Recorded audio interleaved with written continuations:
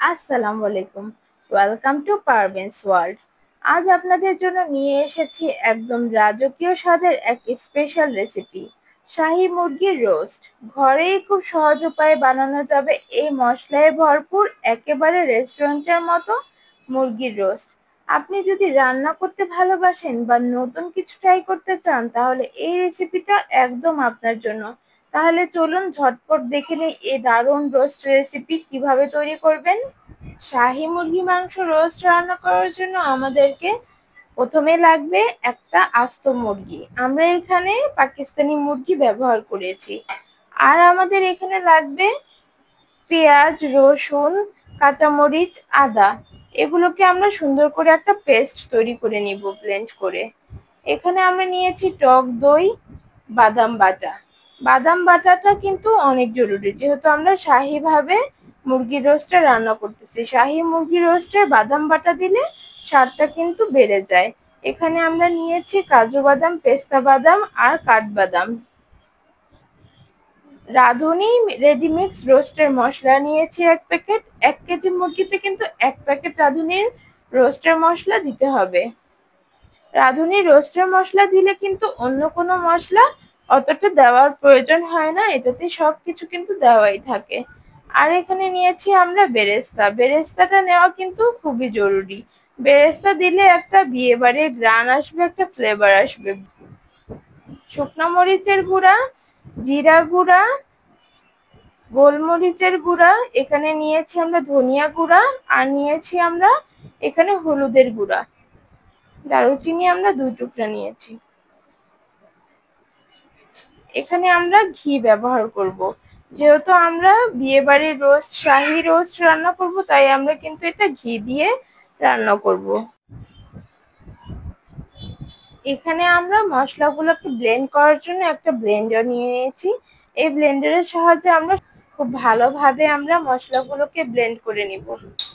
দেখুন আমি পেঁয়াজ দিয়ে দিলাম, এখন দিয়ে দিলাম রসুন, কাঁচামরিচ আর আদা। এর সাথে আমরা এখানে দিয়ে দিব বাদাম বাটা। এখানে আমি 1/4 কাপ বাদাম বাটা নিয়েছি। এখানে আমি 1/3 কাপের একটু কম টক দই নিয়েছি। এটা হোমমেড টক দই। আর এখানে আমরা বেরেস্তা দিয়ে দিব।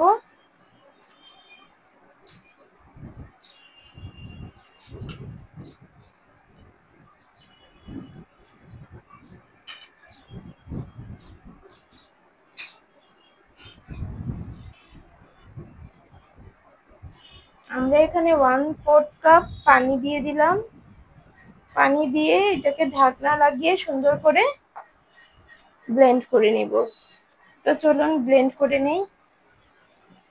আমরা মশলাগুলো ভালোভাবে মাখিয়ে নিয়েছি। এটাকে আমরা 10 মিনিট মেরিনেট হওয়ার জন্য রেখে দিব। মাংসটা যতক্ষণ মেরিনেট হতে রেখে দিয়েছি ততক্ষণে আমরা এই রোস্টের মশলাটাকে একটু গুলিয়ে নিব। এই রোস্টের মশলাটা যদি আমরা এভাবে করে দিই তাহলে কিন্তু স্বাদটা দ্বিগুণ বেড়ে যাবে। এখানে আমি 1 প্যাকেট রোস্টের মশলা নিয়ে নিয়েছি, রাঁধুনি রোস্টের মশলা। এখন আমি অল্প পানি দিয়ে এটাকে সুন্দর করে মিক্স করে নিব। আমরা মশলাটাকে পানি দিয়ে সুন্দর করে গুলিয়ে একটা পেস্ট তৈরি করে নিয়েছি।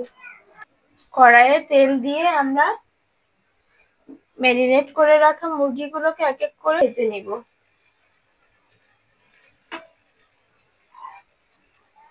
আমি এখানে মুরগিকে ছোট ছোট টুকরো করে কেটে নিয়েছি, যাতে মশলাটাই ঢুকতে পারে। ওকে আমরা এভাবে উল্টিয়ে পাল্টিয়ে সুন্দর করে এপিট ওপিট করে ভেজে নিয়েছি। এখন এটাকে আমরা নামিয়ে ফেলবো। কি বেশি ভাজার দরকার নেই। আমরা যদি বেশি এটাকে ফ্রাই করে ফেলি, ওভার ফ্রাই যদি হয়ে যায় তাহলে কিন্তু মুরগিতে কিন্তু জুসি ভাবটা তখন থাকবে না। হালকা হালকা ফ্রাই করে নিব সুন্দর করে। দেখুন আমি এখানে কিভাবে করেছি। এখানে ব্লেন্ড করে রাখা মশলা দিয়ে দিলাম আমরা। এখন এক এক করে দিয়ে দিব গুঁড়া মশলা আর সামান্য লবণ দিয়ে সুন্দর করে মশলাটাকে কষিয়ে নিতে হবে।